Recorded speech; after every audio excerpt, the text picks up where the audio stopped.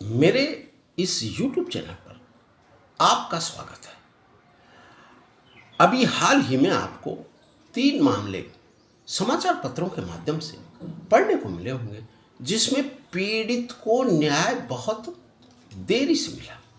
पहला मामला, जिसमें 17 वर्ष बाद में MLA MP न्यायालय प्रयागराज ने अपहरण के एक मामले में एक माफिया को उम्र कैद की सजा सुनाई। दूसरा मामला, जिसमें 20 वर्ष बाद में पर्वतसर राजस्थान के न्यायालय ने बलात्कार के एक मामले में एक पूर्व विधायक को 10 वर्ष के कठोर कारावास की सजा सुनाई।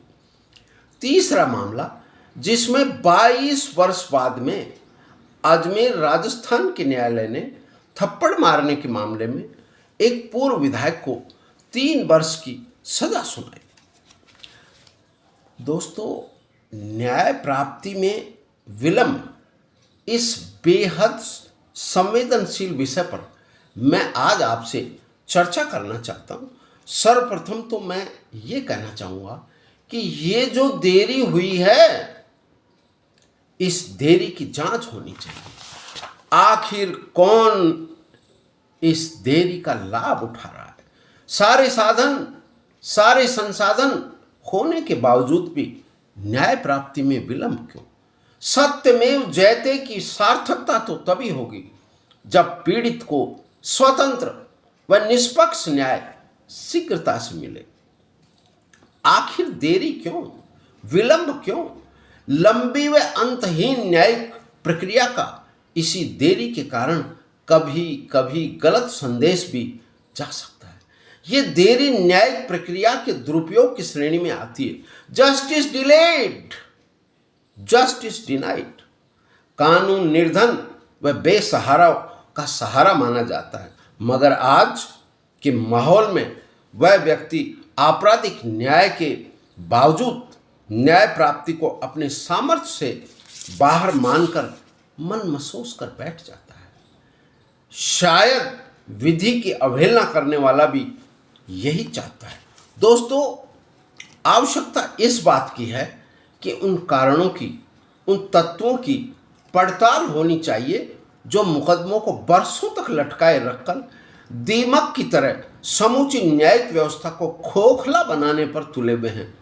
व्यवस्था की कमजोरियों ने आज ये स्थिति पैदा कर दी है कि साधन संपन्न लोग इसे अपने फायदे के लिए इस्तेमाल करने लगे।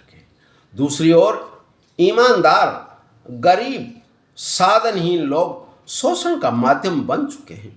शीघ्र न्याय केवल तेज आर्थिक विकास के लिए ही नहीं, बल्कि सामाजिक न्याय के लिए भी आवश्यक है। दोस्तों, अब हम उन कारणों की, उन तत्वों की पड़ताल करेंगे जो देरी करने में सहायक हैं। साथ ही साथ उन साधनों को भी हम खोजेंगे जो शीघ्र न्याय दिलाने में मदद करते हैं। अक्सर देखा जाता है कि कई न्यायालय लंबे समय तक खाली रहते हैं। ऐसे में लंबित मुकदमों की कार्रवाई एकदम रुक जाती है। न्यायालय खाली नहीं रहने चाहिए। समय से पूर्व भर्ती की प्रक्रिया शुरू हो जानी चाहिए। न्यायाधीशों की संख्या पर्याप्त होनी जरूरी है। ADR व लोक अदालत के माध्यम से लंबित वादों, प्रकरणों के निस्तारण को प्रोत्साहन दिया जाए। इसके माध्यम से आपसी समझाइश से दोनों पक्षों के विवाद का निस्तारण हो, जिससे आपस में प्रेम और सौहार्द भी बना रहे। न्यायालय में लगभग 60% वादों में सरकार पक्षकार होती है। सरकार के खिलाफ वाद दायर करने से पूर्व सरकार को एक नोटिस दिया जाता है। नोटिस देना अनिवार्य है, मगर मैं यहाँ पर ये कहूँगा, ये नोटिस की प्रक्रिया मात्र औपचारिकता बनकर रह गई है। सरकार को दिए नोटिस पर यदि संबंधित अधिकारी संज्ञान ले लें तो शायद वाद दायर करने की आवश्यकता ही नहीं पड़ेगी। उसकी समस्या का यदि समाधान इस नोटिस के आधार पर ही हो जाए तो मुकदमे की संख्या नहीं बढ़ेगी।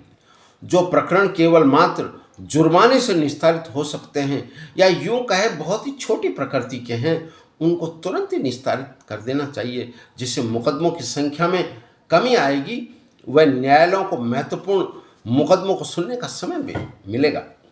मुकदमों की सुनवाई के दौरान देखने में आता है कि एक पक्षकार मुकदमे को लंबा करना चाहता है, हर संभव वह प्रयास करता है।